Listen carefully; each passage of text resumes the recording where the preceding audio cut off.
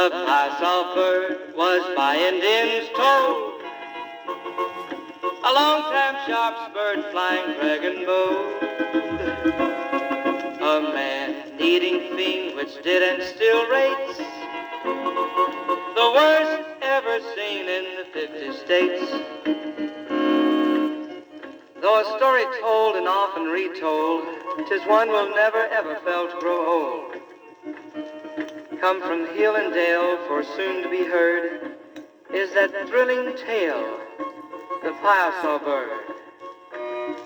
The Piasa bird daytimes hid up high, watching unobserved with a wicked eye.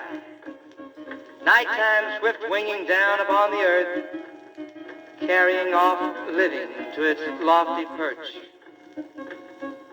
Come day, chief wise one at flowing river tell brave, but has an hour in quiver. Then fast go hunting and rid the good earth of bad old cunning flying dragon curse. Soon arrows were shot high up in the air, and while many dropped it was not known where. One found the dragon and down on its head there fell the bad one, no more to be dread. Next day there was served for to celebrate good barbecue bird with squawberry cake, shaking skirt and pants, jiving redskins kissed, and for first time dance, Piasa bird twist.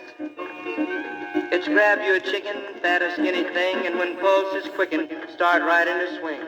Boop-a-doop your fanny, rock and roll your hips, do the hootenanny, Piasa bird twist. Today by the town of Alton, Illinois, there's nicely found for all to enjoy. On high limestone bluff, in color pictured, life-size painting of the Piasa bird. The Piasa bird was by Indians told, a long-time sharp bird flying dragon bow. A man-eating fiend which did and still rates, the worst ever seen in the 50 states.